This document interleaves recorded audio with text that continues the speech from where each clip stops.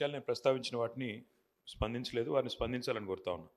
ఒకటి speaker sir, మొన్న కేంద్ర ప్రభుత్వం తీసుకొచ్చిన చట్టాల విషయంలో కర్ణాటక ముఖ్యమంత్రి సిద్ధరామయ్య గారు, అదేవిధంగా పశ్చిమ బెంగాల్ ముఖ్యమంత్రి మమతా బెనర్జీ గారు, తమిళనాడు ముఖ్యమంత్రి స్టాలిన్ గారు ముగ్గురు కూడా తమ తమ రాష్ట్రాల్లో సవరణలు తీసుకొస్తాం ఈ చట్టం. ఎందుకంటే ఈ చట్టం ఎట్లా ఉందంటే అధ్యక్ష, ఈ చట్టాల ప్రకారం ప్రభుత్వ చర్యలకు వ్యతిరేకంగా నిరాహార దీక్ష చేయడం కూడా నేరం. మరి గతంలో మీ పార్టీ వాళ్ళు చాలాసార్లు చేసున్నారు, అలాంటివన్నీ జరుగుతాయి ఇబ్బందులు. కాబట్టి ప్రజాస్వామ్యంలో ప్రజలు నిరసన చెప్పడం కానీ, మరి ప్రతిపక్షాలు నిరసన చెప్పడం కానీ ప్రజల తరపున ఇది పరిపాటి. కాబట్టి కర్ణాటకలో ఉన్న కాంగ్రెస్ ప్రభుత్వం ఏదైతే ఈ సవరణలు తీసుకొస్తుందో వాటి విషయంలో మీరు ఏ నిర్ణయం తీసుకోబోతా ఉన్నారు? మీరు యథాతథంగా వారి అడుగుజాడలో నడుస్తారా, ఇప్పుడే సాంబశివరావు గారు చెప్పినట్టు, లేదా మీరు ఏదైనా సవరణలు తీసుకొస్తారా, రాబోయే సమావేశాలు తీసుకొస్తారా చెప్పాలని కోరుతా ఉన్నా. రెండవది, మన ఇప్పుడు ఇందాకనే హరీష్ రావు గారు చెప్పారు, మొన్న ఈ మధ్యన సుందరయ్య విజ్ఞాన్ భవన్లో పౌర హక్కుల కేంద్రం వాళ్ళు ఒక సభ పెట్టుకుంటామంటే కూడా పోలీసు వాళ్ళు అనుమతి ఇవ్వలేదు. ఇలాంటి పరిస్థితి ఈరోజు రాష్ట్రంలో కూడా చాలాసార్లు చూస్తూ ఉన్నాం. ముఖ్యంగా సోషల్ మీడియాలో పోస్టులు పెడితే కూడా డిలీట్ చేయమని ఒత్తిళ్లు, ఇలాంటివన్నీ జరుగుతూ ఉన్నాయి. అనధికారిక ఒత్తిడి, అనధికార బలోప్రయోగం, అనధికారికంగా చేయడం ఇది కరెక్ట్ కాదు. ఇది కూడా ప్రభుత్వం కన్సిడరేషన్లో తీసుకోవాలా. చట్టాలను దుర్వినియోగం చేసే పరిస్థితి ఉంటే కూడా తప్పకుండా ప్రభుత్వం చూడాలి. మూడవది, మీరు అన్నారు కఠిన చర్యలు తీసుకుంటాం అసెంబ్లీ ప్రాంగణంలో ఎక్కడైనా మార్ఫింగ్ కానీ ఇంకోటి కానీ జరిగితే. మాకు అభ్యంతరం లేదు అధ్యక్ష, కాకపోతే ఒకటి మాత్రం స్పష్టంగా మీకు గుర్తు చేస్తా ఉన్నా. పార్లమెంట్లో సభ్యులుగా పనిచేసిన ఉత్తమ్ కుమార్ రెడ్డి గారు ఉన్నారు, పొన్నం ప్రభాకర్ గారు ఉన్నారు, ఇంకా చాలామంది గతంలో పార్లమెంట్లో పనిచేసిన వాళ్ళు, మా ప్రభాకర్ రెడ్డి గారు ఉన్నారు, ఇంకా ఇతరులు ఉన్నారు. పార్లమెంట్లో అధ్యక్ష మీరు తెలుసుకోండి కావాలంటే శ్రీధర్ బాబు గారు, you can talk to the secretary general, they will give you the information. పార్లమెంట్లో గౌరవ సభ్యులు, ఎందుకంటే అక్కడ ఉన్న పార్టీ, అక్కడ ఉన్న ప్రభుత్వము ప్రతిపక్షాలను చూపెట్టడం లేదు, కెమెరాలు తిప్పేస్తున్నారు, ఇంకేటో చూపెడుతున్నారు. సరే ఇక్కడ జరుగుతుందా జరగలేదా, I leave it to your wisdom sir. కానీ నేను మీకు చేసే విజ్ఞప్తి అధ్యక్ష, మంత్రులు రన్నింగ్ కామెంటరీ చేస్తే ఎట్లా అధ్యక్ష? ట్రెజరీ బెంచెస్ అది కూడా మంత్రులు రన్నింగ్ కామెంటరీ ఏంది అధ్యక్ష? అధ్యక్ష, మినిస్టర్ గారు గౌరవం అనేది గౌరవానికి సంబంధించిన అంశం అన్నారు అధ్యక్ష. నేను ఒకటి గుర్తు చేస్తా ఉన్నా అధ్యక్ష, మీరు పార్లమెంట్ ప్రొసీజర్స్ చూడండి. పార్లమెంట్లో ఉత్తమ్ కుమార్ రెడ్డి గారిని అడగండి, లేదా అక్కడ పనిచేసిన వెంకటరెడ్డి గారిని అడగండి, ప్రభాకర్ రెడ్డి గారిని అడగండి, ఇతర సభ్యులను కూడా అడగండి. అక్కడ రేవంత్ రెడ్డి గారు కూడా పార్లమెంట్ సభ్యుడిగా పనిచేస్తున్నారు, వారికి కూడా తెలుసు. అక్కడ సభ్యులు వీడియోలు కూడా తీస్తున్నారు, ఫోటోలు కూడా తీస్తున్నారు లోపల నుంచి. ఎందుకంటే అక్కడ నిరసన చెప్పే హక్కు ఉన్నప్పటికీ అక్కడ ఉన్న ప్రభుత్వం, అక్కడ ఉన్న ప్రొసీజర్లో వాళ్ళు కంట్రోల్ చేస్తున్నారు. ప్రజాస్వామిక హక్కు ప్రతిపక్షాలది ఏదైతే ఉందో దాన్ని వాళ్ళు మొత్తంగా. కేటీఆర్ గారు 1 మినిట్.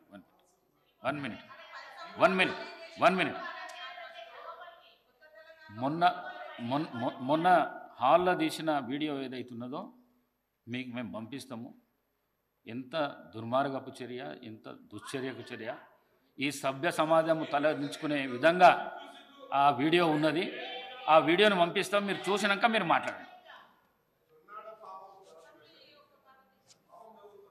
స్పీకర్ సార్, సభ బాగా నడవాలి అంటే ట్రెజరీ బెంచెస్కి ఓపిక ఉండాలి.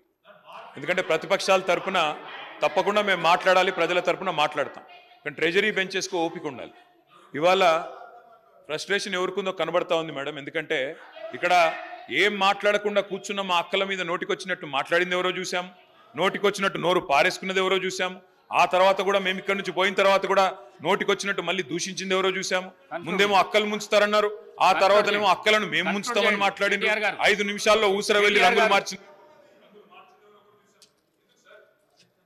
మినిస్టర్ గారు సబ్జెక్ట్ మాట్లాడండి, డివియేషన్ కాకండి. సబ్జెక్ట్ మాట్లాడండి. స్పీకర్ సార్, కేవలం మనకి ఇష్టం లేనిది మాత్రమే మనం కామెంట్ చేస్తామంటే కుదరదు సార్. ఇవాళ రెండు వైపులా చూడండి, నేను సబ్జెక్టే మాట్లాడుతున్నా. రెండు వైపులా చూడండి, అందరికీ ఆదేశాలు ఇవ్వండి, భాషని ఉద్వేగాల్ని నియంత్రించుకోమని చెప్పండి. ఓపిక ఎక్కువ వాళ్ళకు ఉండాలి, దయచేసి ఆలోచించుకొని సమయంతో ఉండమని చెప్పండి. అది ముఖ్యమంత్రి గారి నుంచి మొదలు పెడితే అందరికీ ఉండాలి. నంబర్ 1.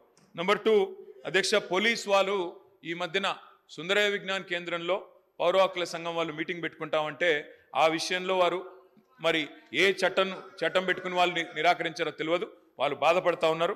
దయచేసి ఇలాంటి సంఘటనలు పునరావృతం కాకుండా చూడండి. అధ్యక్ష, ఇప్పుడే మంత్రి గారు మాట్లాడుతూ ఒక ఆధునికమైన హైకోర్టు కడతామని చెప్పారు. అధ్యక్ష, ఈ రన్నింగ్ కామెంటరీ మంత్రులు చేయడమే సార్, ఇది ఎక్కడ చూడలేదు నేను. అధ్యక్ష ఇంకొక మాట, అధ్యక్ష హైకోర్టు భవనం ఆధునికంగా కడతామన్నారు, వి వెల్కమ్ ఇట్. కాకపోతే అధ్యక్ష ప్రొఫెసర్ జయశంకర్ వ్యవసాయ విశ్వవిద్యాలయ విద్యార్థులు ఒకరోజు కాదు అధ్యక్ష, దాదాపు 100 రోజులు తమ వ్యవసాయ విశ్వవిద్యాలయ భూములు తీసుకోవద్దు, మా భూముల్లో కాకుండా ఇంకెక్కడైనా కట్టండి హైకోర్టు అని చెప్పి వారు ఆందోళన కూడా చేశారు. నేను రాష్ట్ర ప్రభుత్వ దృష్టికి తీసుకొని వస్తా ఉన్నా. వ్యవసాయ విశ్వవిద్యాలయంలో జరగాల్సింది పరిశోధనలు, వ్యవసాయ విశ్వవిద్యాలయంలో జరగాల్సింది సాంకేతికపరమైన ఆలోచనలు, దానికి భూమి కూడా అవసరం సార్, ఎందుకంటే అక్కడ ఫీల్డ్ ఎక్స్పెరిమెంట్స్ చేయాలి. ఆ ఫీల్డ్ ఎక్స్పెరిమెంట్స్ నుంచి వచ్చే రీసెర్చ్ డెవలప్మెంట్ ద్వారానే కొత్త వంగడాలు కానీ కొత్త ఆలోచనలు కానీ రైతాంగానికి వ్యవసాయానికి రాష్ట్రానికి ఉపయోగపడే విధంగా చేయాలి. కాబట్టి దయచేసి నేను ప్రభుత్వాన్ని కోరేది, వ్యవసాయ విశ్వవిద్యాలయ భూములు తీసుకొని హైకోర్టులో 100 ఎకరాలు కేటాయిస్తామనే ఆలోచన ఏదైతే ఉందో దయచేసి దాన్ని విరమించుకోండి. అక్కడ విద్యార్థులు ఆందోళన చేస్తూ ఉన్నారు, అక్కడి శాస్త్రవేత్తలు ఆందోళన చేస్తూ ఉన్నారు, అక్కడి యూనివర్సిటీ ప్రొఫెసర్లు ఆందోళన చేస్తూ ఉన్నారు, అక్కడి వారందరూ కూడా ఆందోళన చేస్తున్న నేపథ్యంలో ప్రొఫెసర్ జయశంకర్ వ్యవసాయ విశ్వవిద్యాలయ విద్యార్థుల ఆందోళనను దృష్టిలో పెట్టుకొని వారు విరమించుకోవాలి. ఆ ప్రతిపాదన మరో చోట హైకోర్టు ప్రతిపాదించాలని కోరుతాం.